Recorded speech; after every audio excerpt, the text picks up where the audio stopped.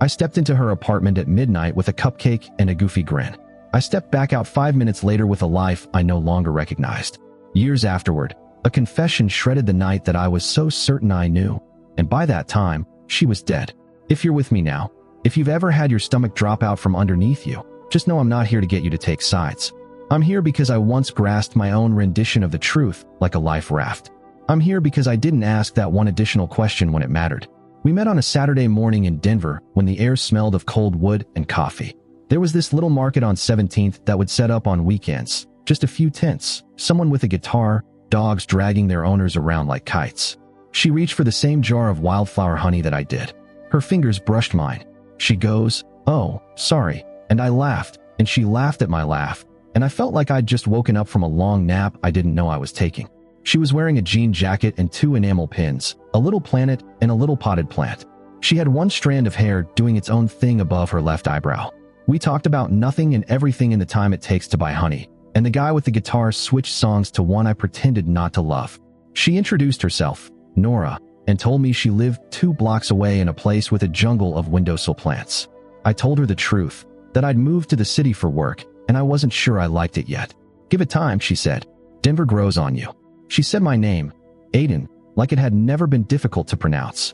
Our initial date was set as T, but it turned into walking 3 miles just to talk about silly things such as cereal and real things such as the way both of us tried to be okay after our dads left when we were kids. She quietly wept in front of me over a book once, on date number 4, and dabbed her eyes on her sweater sleeve and apologized like she'd done something sinful, and I had this desperate urge to be gentle for the rest of my life. That's how it was with her. We had this rhythm that was like a city of our own. I came to know the shape of her days. Mondays were difficult because work exhausted her. Wednesday nights were for supermarket flowers and a TV show she and her best friend, Caleb, watched together. She'd say his name like a fact, the way you'd say rain in April or keys are by the door. She and he came up together on the same block. Their parents were the kind who took turns driving them to school plays and soccer. He bore a chin scar from when she had challenged him to skateboard down a curb in 5th grade. "He's family," she said when I first spotted a photo of the 2 of them on her fridge, their grins wide and wild at a county fair. "He's just always been around." Caleb was not a mystery. He was there from the start. He helped her move a bookcase from one wall to another and told me a joke about the time she tried to make cupcakes with salt instead of sugar. He called me man in a way that either meant we were friends or he had no idea what else to say. He had these soft eyes that would dart back and forth whenever he talked, like he was perpetually asking for approval. And if I'm being truthful, I noticed how his shoulder would stay a breath too close to hers. How he'd take her heavier things even when she insisted she could handle it. How he'd laugh loudest at her lamest jokes. You know that feeling, don't you? You can be happy and still have a little bit of doubt in your pocket like a match. It doesn't burn, you just know it's there. I said to myself, trust her. I said to myself, be the kind of person who trusts someone when they say he's my friend. My mother used to say to me when I was growing up, trust is like a window. If you tap it fearing it will break, sooner or later you will be correct. So I didn't tap. When Caleb made a joke about how he'd known Nora longer than I'd been alive, he was 2 years older than us. For the record, I laughed. As he held her in a way that permitted his chin to come to rest for a moment on top of her head, I swallowed the little knot that was forming in my throat and looked away. I repeated words like, he means well, out loud until they sounded true. And when it was just Nora and me, it was like there was nobody else in the world. She gazed at the way she gazed at me. Her apartment was scented with warm vanilla and laundry detergent. She had a cat, Fig, who despised everyone but her and, for some reason, me. We formed rituals by mistake. Saturday morning pancakes. Thursday night walks when we'd play a game. What would you do if you weren't afraid? She'd say things like, leave my job and open up a little store selling puzzles and plants. And I'd say, move closer to the mountains and take pictures for a living. And she'd just roll her eyes and tell me to stop pretending that scared me. It wasn't flawless. We were 2 people who'd learned some hard lessons prior to meeting each other. She could go quiet when she was hurt. I could go cutting. There were little misunderstandings that escalated into little flare-ups and then died down. But we were trying. That mattered. We both wanted to build something that lasted. There was this moment, this small moment that doesn't seem to be anything from the outside.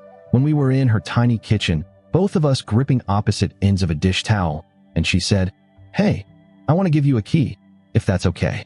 Our eyes met, and I think I nodded too many times. She reached into a little ceramic bowl, shaped like a lemon, and dropped the spare key into my palm. In case of soup emergencies, she said. And because I want you here. I carried that key in my pocket for weeks like a medal, reaching for it, tapping it when I was anxious. Somewhere along the way, the match in my pocket, my skepticism of Caleb, grew more complicated. There were small, innocent things that added up. One night when I dropped by, and he was already there, stretched out on her couch, the two of them watching some lawyer program. He didn't get right up, and Nora didn't introduce me for a full minute because she was listening to the show's closing argument. Didn't mean anything, I told myself. And there was this one Saturday, I texted her, and she didn't answer for a few hours, and when she finally texted back, it was sorry, with Caleb, helping him choose a suit. She sent me a photo of the ugliest tie I'd ever seen. We need your opinion, she texted. I sent 10 laughing faces and drew a circle around the most horrific one. Looking back, the moments that mattered were the moments she reached across the distance and tried to make it easier for me. Hey, she'd say. I know sometimes Caleb can be a lot. I can tell him to give us some space if you're feeling weird. And I'd puff out my chest and say, no, I'm fine.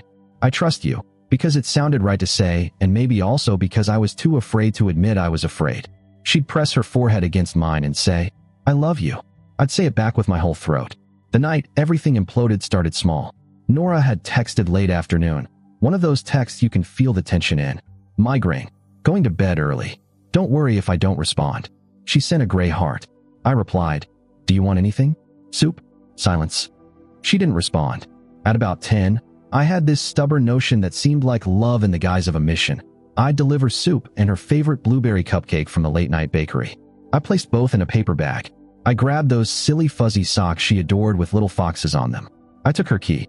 It was early spring, one of those nights when the city felt quiet and kindly. The 8-minute walk to her building felt shorter than normal. The hallway smelled like that lemon cleaner the building manager overused. I stood outside her door and listened. Nothing. I told myself to leave the bag and move back, but the key in my pocket felt like someone had placed trust in my hand. I turned it in the lock. Her apartment was dark except for the streetlight seeping through the blinds. Fig twitched his tail and blinked at me from the armchair, then decided I was not a threat and went back to playing it cool. Nora, I whispered. It's me. I set the soup on the kitchen counter, took off the lid so that it wouldn't spill. I balanced the cupcake out of Fig's reach. I moved so quietly, as though the air was something that would cause pain if I shattered it. I opened her bedroom door, because sometimes love does make you stupid and brave in all the wrong ways, and there they were. Two shapes in the bed. Two bodies curled into one another beneath the same covers. You know when time gets all stretched out like chewing gum, when one heartbeat can contain 30. That's what happened. It was a split second, a dark room, a tangle of bodies, and my whole brain flared up with words I did not want. I could swear I heard the faith I'd been holding on to snap like thin ice. I did not look for long. I did not stay long enough to make sense. I just felt this huge, fearful panic grip my chest and tighten. Nora, once too loudly. She startled. Caleb lifted his head. Nora sat up, hair over her face, confusion clearing to alarm. Aiden, she said, voice husky with sleep. Oh my. No, wait. She reached out a hand as if she could catch me from falling without moving an inch nearer. Not what you think. Hey, look at me. It's not. I have no idea what my face was doing. I hope it was not as ugly as it felt.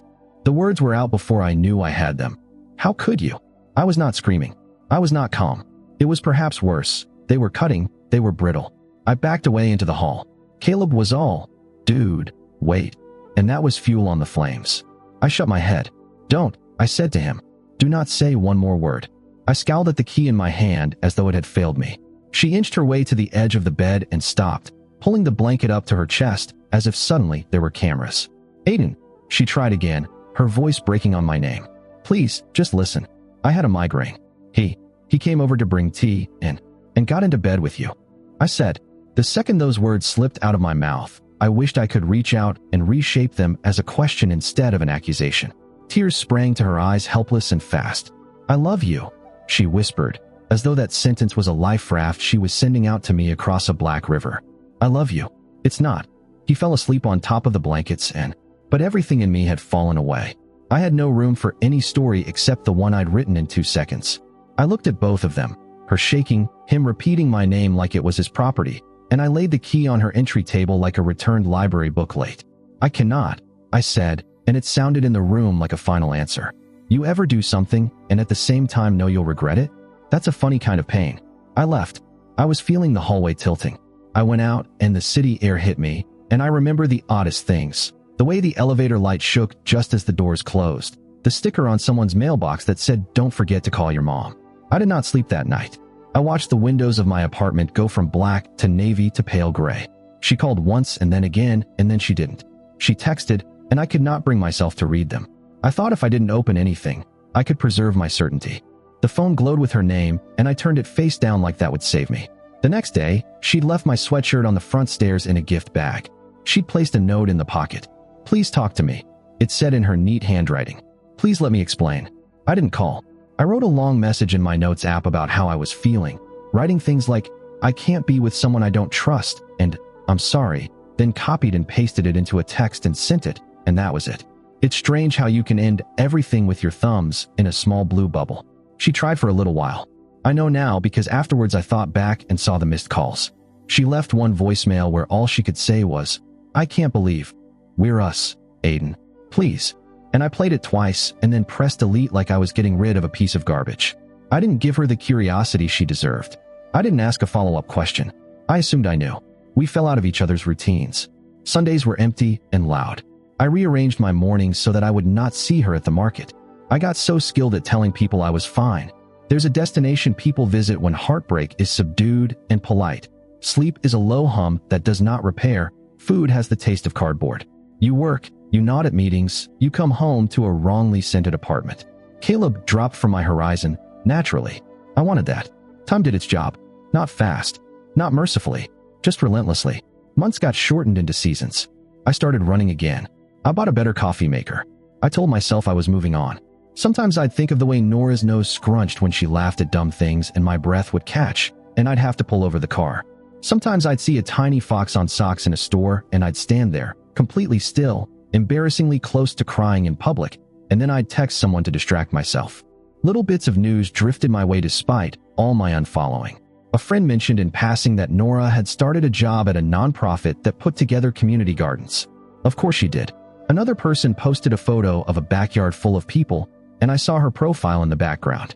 She was thinner, looked tired around the eyes, but smiling, so I let myself think it. My mind is capable of turning fantasies into facts when it needs to. A year passed. Another. My heart healed in uneven ways. I dated some, courteously. I learned to cook things other than eggs. I told myself that my not taking Nora back. She did attempt it after the initial shock. A few months afterward, she sent a last message saying, "Please, can we talk?" That this not taking her back was dignity and not obstinacy. You see how human I am. I built a house out of this assumption and walked through it like this was where humans lived. Then this stupid Thursday night, I ducked into a bar I'd never visited, a place called the Blue Finch, because a coworker was celebrating a promotion. It was loud and cheesy and full of people trying to shout their truths over the music. I ordered a ginger ale because in one of my fits of self-improvement I decided that I sleep better that way. I turned around and there he was. Caleb, a little older in the eyes. The same darting glance. He saw me before I could pretend I hadn't seen him. "Aiden," he said, and his grin was sudden and sloppy. He tapped the seat next to him. "Hey man, sit, please." I almost turned around and left. A part of me yelled, "Don't do it." I did it anyway since I'm the kind of person who rushes toward my bruises with open eyes. "How've you been?" I said, chit-chatting because that's what my mouth does when my chest is tight. He twirled the ice in his drink and then grasped it like it was a microphone. "I should have told you a long time ago," he said. His words were blurred at the edges. He'd had too much, clearly. The room behind us fuzzed. "That night. The night you..." He winced as though the word broke something in his mouth. "The night you walked in and saw me. I should have told you the next day, or the day after. I should have told you before." He stopped. "What before?" I extended my hands as though I was presenting them as a space to set down whatever it was he needed to set down. "What are you talking about?" He looked at me, and for a second I wasn't sure if he was going to cry or laugh. He chose misery. "I made it look bad," he said. "I did. I set it up, okay? I'm not proud. I'm sorry." I stared at him. The noise in the speakers throbbed against my collarbone. "You what?" He held up a hand as though he was bracing himself for a blow that wasn't coming. "Nora had a migraine. I went to see how she was. She fell asleep in the middle of a sentence. I should have gone. I didn't. I sat on the covers. I pulled them up because it was cold.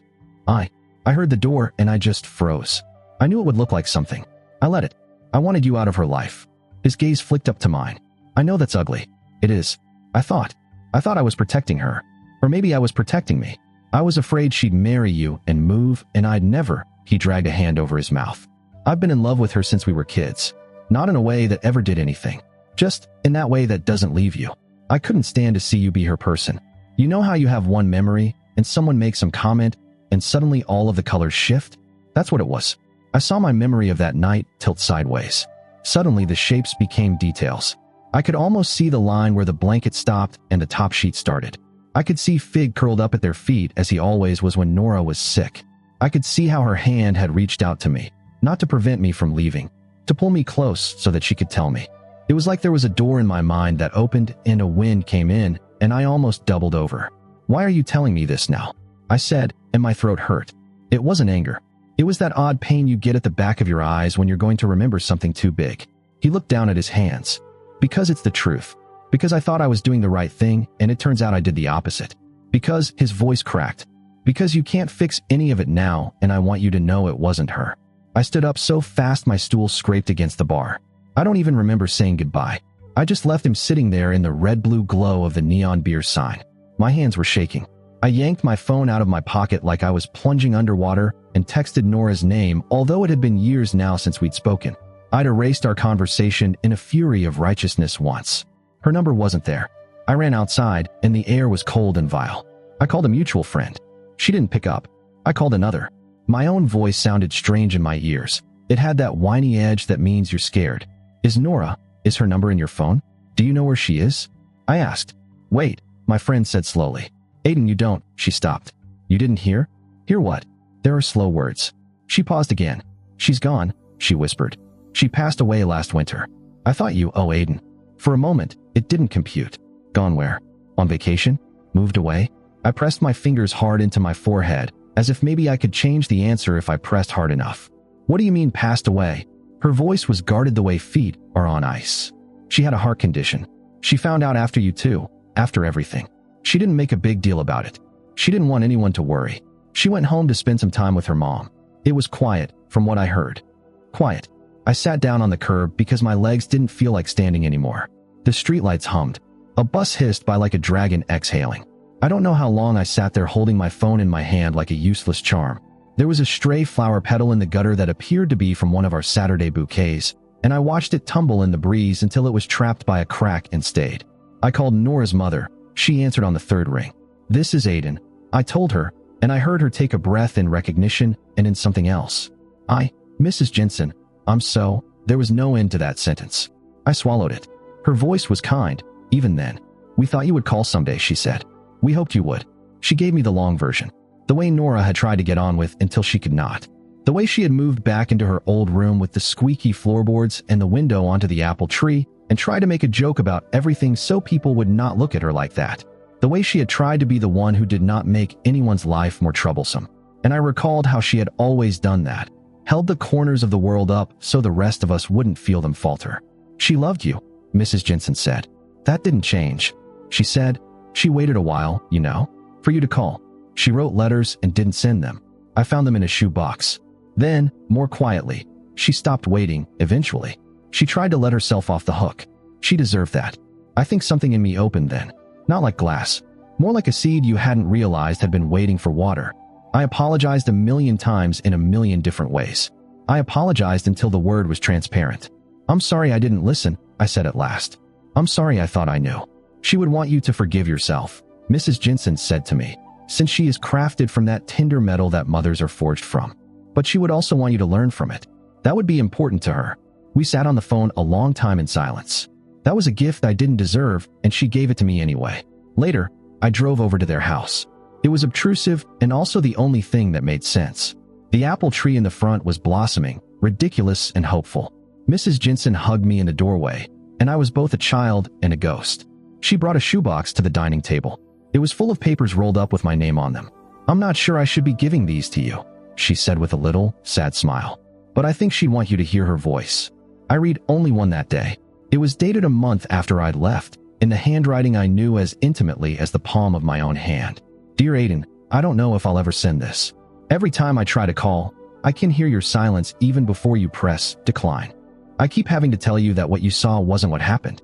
I want you to understand that I asked Caleb to stay on the couch, that I fell asleep before he shifted, that I would have woken up if you had come close enough to push my hair back and say my name in that gentle way you use when I am hurting. But maybe it would not have made a difference. Maybe it is not an issue of proof.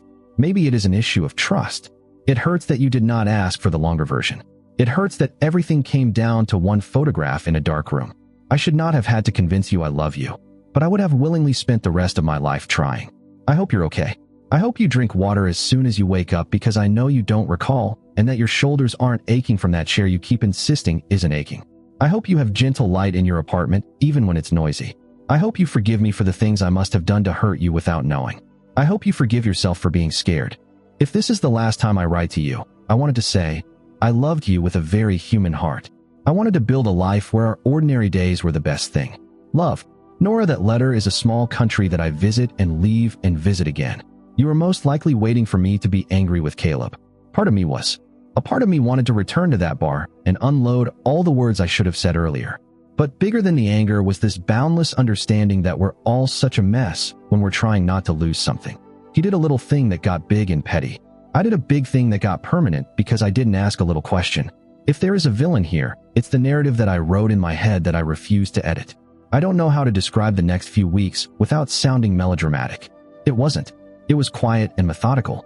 I took the long way to work and thought about nothing and everything. I went to the sites that Nora had adored and told the air what I wished I had told her. I believe you. I'm sorry. I trust you. I placed herbs on my windowsill because she had been attempting to get me to realize that I wasn't a plant person. I looked up local community gardens and signed up to volunteer, and if you think that's me trying to do good things to make myself feel better, then maybe so. It also does something to nourish living things when you feel like you let love wither away. I went to Mrs. Jensen's house again and sat on her porch. We did not talk about the night. We talked of lesser stories. Nora at 12 with a gap between her teeth. Nora at 16 learning how to drive. Nora at 23 with a haircut she hated and then bragged about. I learned to speak her name without flinching. Grief did what grief will do. It moved in quietly, asked for a seat, unpacked and stayed, and then smoothed its rough edges as time went on. I let myself remember the good without trying to fix it. In other words, I sometimes wept while chopping onions and was all right with that. It would be neat to tell you that I turned my suffering into something beautiful. That would be a lie. Mainly, I just tried to become a person who would go into a darkened room and say, "Do you need to be all right?" before anything else. I nurtured curiosity as though it were a language I had almost forgotten. Everything changed. It changed how I listened on the phone to my sister when she talked about her marriage. It changed how I responded to my coworker when he strolled in late with a story that kept tripping over itself. It changed how I dealt with myself when I failed, which, if I'm being honest, is quite possibly the hardest part. Sometimes I think about that night, a girl asleep with a migraine, a friend who made the wrong choice, a guy so scared of being ridiculed that he became one. Then I make myself think about another night, a different situation where I come in, put down the soup, take 2 steps ahead, and say, "Hey." In this situation, she blinks and squints and smiles and reaches out a hand, and I take it. And we spend the rest of the time laughing about the blanket and teasing Caleb for his weird talent for falling asleep anywhere. That version doesn't exist, but let's pretend it does because it taught me to build bridges where cliffs now stand. If you're waiting for a neat conclusion, I don't have one. There is no bow. But there is this. I go to the farmer's market on 17th on Saturdays sometimes and buy the same honey. The guy with the guitar still sings songs I pretend not to love. I drop off flowers at a small plaque in the community garden that says Nora's Corner, and I discuss weather and good tea with whoever is watering carrots. I have her letter in my desk drawer, and some nights I pull it out, not to torture myself, but to remember who I want to be. Here's the quiet, painful truth I learned the hard way. I did not lose her just because of betrayal. I lost her because I did not trust her when she needed me the most. My own story was so sure of itself that it did not make room for her voice. I was so busy guarding my pride that I did not guard our love. If you're driving your car or doing the dishes or sitting on your couch in the dark, if you've got that match in your pocket, that little bit of doubt, and the one you love is reaching out their hands, ask one more question. Take one more step. You can always walk away later. You can never go back and hear a sentence someone never got to finish. I hope, wherever she is, there is the kindest light. I hope she knows I finally learned. I hope, when I love next, I love with a gentler spine. And if you're Caleb in your own story, if you're holding on to someone so tightly you're not willing to let a moment go straight to keep them, please loosen your fingers. Love that needs a trick to survive isn't the kind that heals anyone. I have a photo on my phone that I took last week of a window with plants in it, a jean jacket slung over a chair, and sunlight catching dust in the air. It doesn't resemble anything specific. It resembles everything. I keep gazing at it and thinking, trust is allowing the light in, even if you're terrified. If you've had anything similar happen, I'd be delighted to hear it in the comments. And if this story moved you even a little bit, don't be shy to like, subscribe, and turn that bell on.